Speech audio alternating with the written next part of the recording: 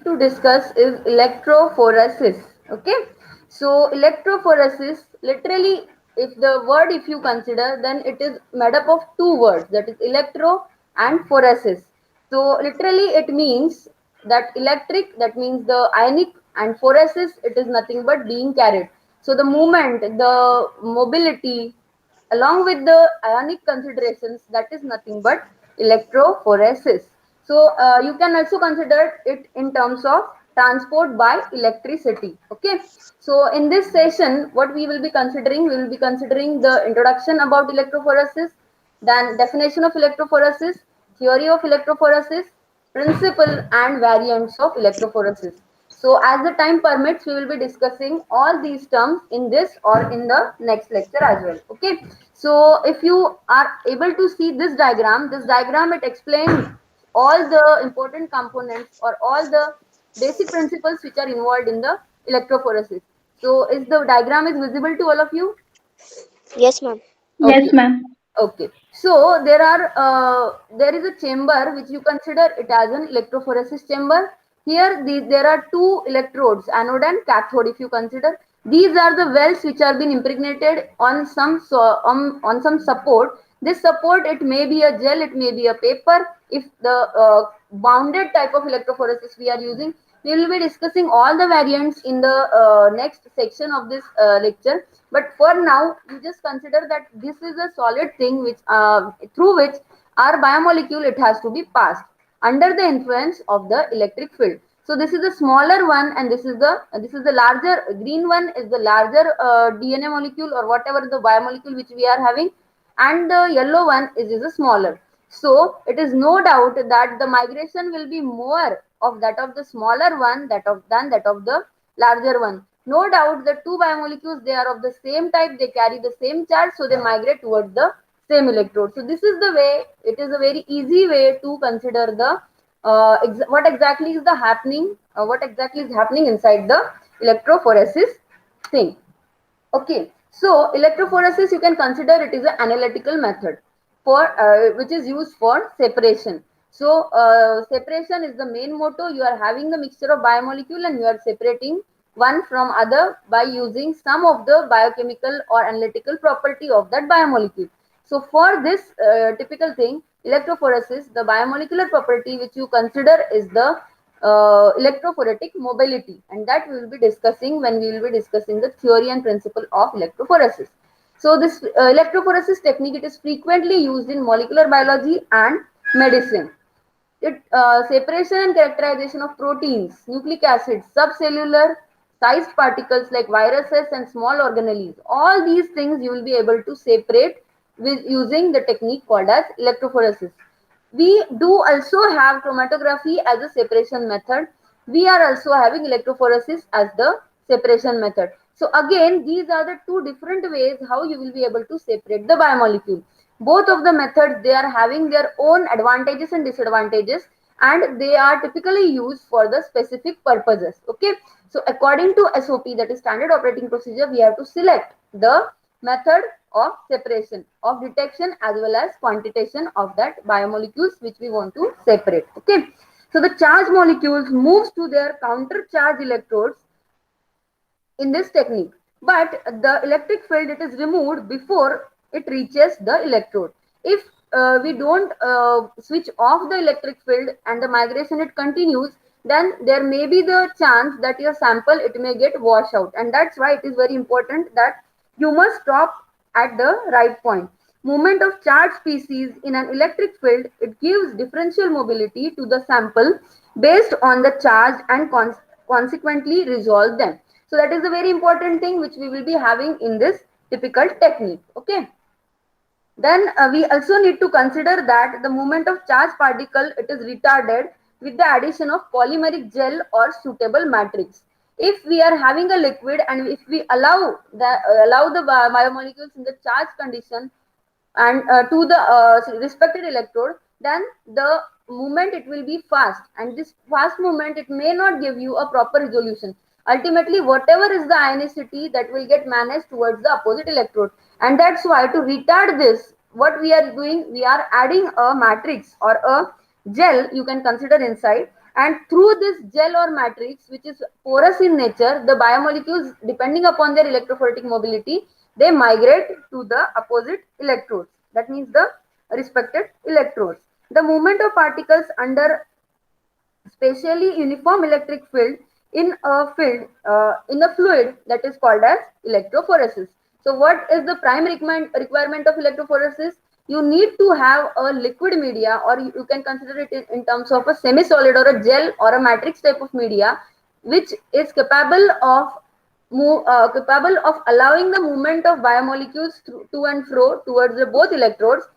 Along with that, you need to have some buffer like material, like a fluid, which again maintain the fluidity, the semi-solid nature of the gel or the matrix which you are using. And ultimately you will be needing a electric field, and that electric field, it must be in a stable manner. So these are the prime requirements of the procedure that is called as electrophoresis. The separation, it is caused by charged interface present between the particle surface and the surrounding fluid. So that is the thing which exactly is happening inside the chamber or the electrophoretic unit. The rate of migration, that is a very important part. Okay, so the rate of migration of particle depends on various factors.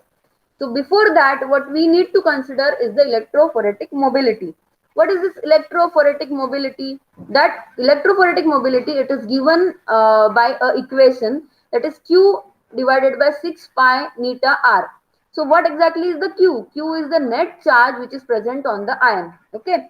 So this net charge, if you consider, then that is a compilation of the electric field charge as well as the charge which is bared by the ion itself.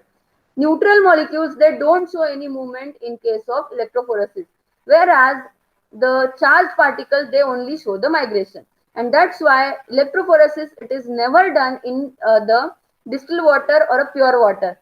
Rather, it is a buffer which is required to produce the matrix. That means the gel which you need to use, that is also been prepared in the buffer. Whereas the fluid which is allowing the flow of the ions, that is also being a ionic composition, that is not a distilled or a pure water. And that's why it is very important to consider, this is the most important consideration, that you need to prepare the gel as well as you need to use a buffer, and you should not use the plain or the distilled water in case of electrophoresis. Okay, so Q is the net charge. Then 6 pi is nothing but the equational material. You can consider N or neta, whatever is written over there, is the viscosity of the gel. R is the radius of molecule. So if very high viscosity, if you consider, then the migration of particle, that will be retarded. If R is too large, then also the particle migration, it will be retarded. If Q is higher, the particle migration, it will be accelerated. So these are the different factors which you need to consider while considering the electrophoretic mobility. That is the way, or that is the consideration which can be considered as RF value, which we consider in case of chromatography. Okay, so the partition coefficient or RF value, what we consider in terms of chromatography, here in case of electrophoresis, we consider it as an electrophoretic mobility. So this is the way how you differentiate in between the two biomolecules. There is another concept of relative mobility. That means two biomolecules, how they relatively move, and how they relatively move on the considering the all the experimental conditions which are given. So the equation of electrophoretic mobility, you need to consider, you need to get all the variables which are present inside, and accordingly you have to write. So the rate of migration of particle, it depends on the strength of electric field, that is Q, on the net charge size and shape of the molecule, and also on the ionic strength, viscosity, temperature of the medium in which the molecules are moving. So all these things along with temperature is also an important variable in this. So this analytical tool, that is electrophoresis, it is simple, rapid and highly sensitive. The only thing what it needs is the electricity. Unless and until you will be providing electricity to this complete section, you will be you are not able to separate the biomolecules. So that is an thing which you need to consider. Okay, so this electrophoretic mobility or electrophoresis rate, what you can consider, it mainly depends upon the charge by mass ratio of a particle. Even if two molecules have the same charge, they might not migrate together because they have a different molecular weight. Even not exactly the weight you need to consider. Along with the molecular weight, you have to also consider the shape and size of the biomolecule. If the biomolecule is too large of it, or if it is too haphazard in size and shape, then it will allow itself to drag below, and the molecules which are having smaller size and shape, spherical in nature, they move in a faster way.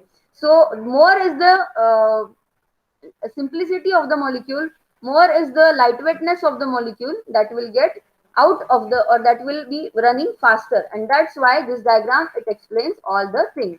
Here the smaller molecules, they are being considered, larger molecules, they are being considered, and the smaller molecules, they run more than that of the larger molecule. So the V, that is, that you can consider as the electrophoretic mobility, that is nothing but charge by mass ratio. That is the basic principle which you consider in case of electrophoresis. So any charged ion or molecule migrates when it is placed in an electric field. The rate of migration depends upon its net charge, size, shape, and the applied electric current. That is the way you can write the principle of electrophoresis. So this is nothing but the completely liquid condition. So here, for just for the explanation, I have taken this diagram. But when we are using actual electrophoresis in our laboratory, we will be using the gel or matrix medium. This is the simple concept how opposite type of ions, they get transferred, they get traveled toward the opposite electrodes. So here the negatively charged and positively charged ions, they are present in a mixture. So this mixture, if you allow the electric field to be there, then whatever is the condition, the negative ions, they get trapped, or they get traveled towards the positive charge, whereas the positive charged ion, they get towards the negative terminal. And that is the way how you will be able to separate the biomolecules even in case of electrophoresis. So the matrix, it allows the speculated migration, it allows the slower migration of these ions depending upon their sizes and shape, so that the migration, it will be in a proper manner. Then factors affecting rate of electrophoretic mobility. Excuse me. So here exactly what we are doing in our laboratory. You consider this as an base. This is a matrix, it could be a gel, it could be a paper, or anything which is allowing the free movement of this biomolecules. Now what you are having here, you are having all the molecules having same charge. Okay, so here it is the negative charge, it is the positive charge. So the migration of these negatively charged molecules, that will always towards the positively charged electrode, no doubt. But see, the sizes of all these biomolecules, they are different. So this E is 0, that means no electric field. T is 0, that means no time. That means the run, it is not started yet. But the buffer and the pH, it is maintained in a uniform manner in this first diagram. Whereas in the case of second diagram, you are having an electric field which is more than 0, and time of travel you have assigned, and that is more than 0. That means in the first diagram, process has to be initiated yet. In the second diagram, process, it has initiated. Now, depending upon the charge, all the negative components, all the negative biomolecules, they will migrate towards the positive pole, no doubt.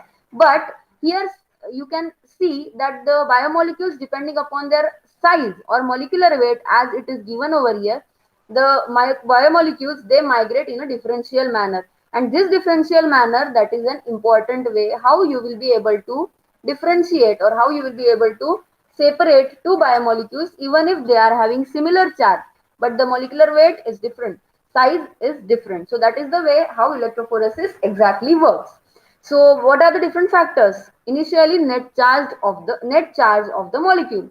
Is it very clear thing that if it is having positive charge, then it will migrate toward negative pole, and vice versa. Then size and shape of molecule, it is well explained in this case. Okay, then electric field and strength. If E is greatly more huge amount than that of the 0, then the rate of migration, that will be more.